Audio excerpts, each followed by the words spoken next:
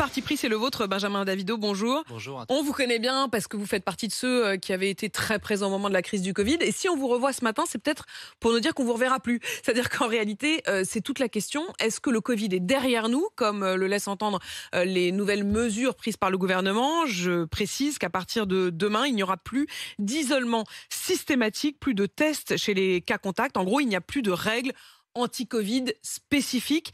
Est-ce que c'est trop tôt, docteur? D'abord, rappelez-vous, si ma mémoire est bonne, en octobre 2020, lors de la deuxième vague, il avait été question de supprimer le remboursement des tests. Et certains avaient considéré qu'une deuxième vague était peu probable.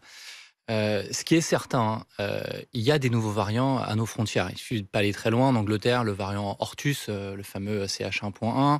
Aux États-Unis, vous savez, le fameux variant dit Kraken. Ils ont tous des noms de constellations à faire peur. Clairement, dire que c'est la fin du Covid...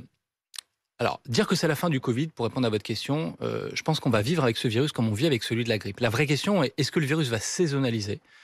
C'est-à-dire, est-ce que le retour de ces virus d'antan, dont la grippe, la bronchiolite, fait en sorte que sur un calendrier, ils vont se répartir et chacun va trouver leur espace vital? La nouveauté, c'est celle-là en réalité. On n'en a pas parlé en fin d'année 2022. C'est que jusqu'alors, le Covid, il était hégémonique, il était seul. Et cette question, malheureusement, je n'ai pas de boule de cristal. Est revenue, on l'a bien on va la vu. voir avec le fil de l'eau. Maintenant, est-ce que cette réforme, elle est pertinente? En fait, depuis plusieurs mois, qu'est-ce qui se passait? Les gens, on leur disait, vous êtes malade, ils allaient faire un test Covid. Un deuxième autotest, un troisième, ils étaient négatifs, ils avaient vraisemblablement la grippe et on leur disait la grippe c'est pas grave, on s'isole pas, on va travailler. Aujourd'hui, ce qu'il faut, c'est une mesure universelle qui s'applique à l'ensemble de ces maladies, tant bien même le Covid serait terminé. En fait, si je vais au bout de ce que vous dites, vous nous dites en fait, on fait exactement l'inverse de ce qu'on devrait faire, c'est-à-dire qu'au lieu de supprimer l'isolement pour le Covid, on devrait juste élargir l'isolement et considérer que Covid ou grippe, si on est positif au Covid, si on est positif à la grippe, il faut s'isoler. Alors, il faut s'isoler, mais on peut s'isoler tout simplement soit parce qu'on change sa façon de travailler, on va faire du télétravail lorsqu'on peut, ou soit parce qu'on a peu de symptômes, on appelle ça polysymptomatique, et on va mettre un masque. Et très clairement, aujourd'hui... C'est une autre manière de s'isoler, en fait. Exactement, c'est l'isolement individuel. Aujourd'hui, ce qui manque, j'ai pris le train hier, vous avez des gens qui toussent pendant 3 heures pendant le TGV, personne viendrait à l'esprit de mettre un masque. Et on voit bien qu'on est passé d'un extrême à un autre. Et il faut qu'en réalité, ces gestes de bon sens, qui se font d'ailleurs dans certains autres pays, et en réalité, c'est qui le good cop, bad cop? C'est le Covid. Non, si on est malade et qu'on a la grippe, c'est pas la peine de le refiler aux voisins. Et donc, je crois que la volonté, en réalité, c'est de considérer que la Covid est devenue une maladie respiratoire comme les autres.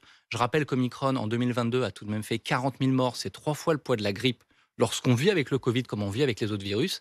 Et on en a parlé tout à l'heure en antenne, l'enjeu c'est que maintenant, ce Covid, il va vraisemblablement s'ajouter quand vous êtes rentré, au poids de ces je vais pathologies. préciser les choses, quand vous êtes rentré dans ce studio, c'était encore la pub à l'antenne, et vous m'avez dit deux choses. Vous m'avez dit, moi je redoute quand même l'arrivée du Covid chinois, qui va à un moment ou à un autre créer une nouvelle vague, et puis vous m'avez dit également, on va vivre avec, mais ça veut dire que ça va se rajouter à la grippe, ça ne va pas prendre la place de la grippe, c'est comme si ça doublait en quelque sorte le nombre de malades d'une maladie saisonnière chaque année. Exactement, alors pour préciser, un des scénarios d'une société anglaise très sérieuse qui s'appelle Air Infinity a prévu qu'après cette vague chinoise, il y allait avoir vraisemblablement une prochaine vague à la fin de l'hiver, au début du printemps. Et donc, on ne sait pas bien s'il y aura l'émergence d'un nouveau variant. Et vous avez raison, on l'a vu en 2022, c'est pas le Covid ou la grippe, c'était les trois, la triple épidémie, auquel on pourra ajouter le fameux rhinovirus et d'autres pathologies. Et donc, c'est le grand retour des maladies infectieuses. Et donc, comment est-ce qu'on fait pour vivre avec ce fardeau? Comment est-ce qu'on l'a tenu au quotidien sans aucune mesure? Aujourd'hui, c'est un défi, il faut être très clair, il y a un enjeu financier. Aujourd'hui, c'est le déremboursement des arrêts maladie. En fait, la vraie question, c'est la elle promotion de n'est pas tant l'autotest. motivée par l'idée de protéger la population aujourd'hui que par le fait qu'on ne peut pas continuer à payer des gens isolés pendant une semaine. Il y a ça, mais surtout, encore une fois, il y a cette situation qui est inédite, qui est que jusqu'en 2022, c'était le Covid, c'était rien d'autre. Aujourd'hui, c'est le Covid et c'est les autres maladies. Donc, comment est-ce qu'on fait pour dire que le Covid prend plus de place qu'une autre? C'est très compliqué, on n'a pas les outils pour diagnostiquer les autres maladies. Est-ce qu'il faut se faire vacciner?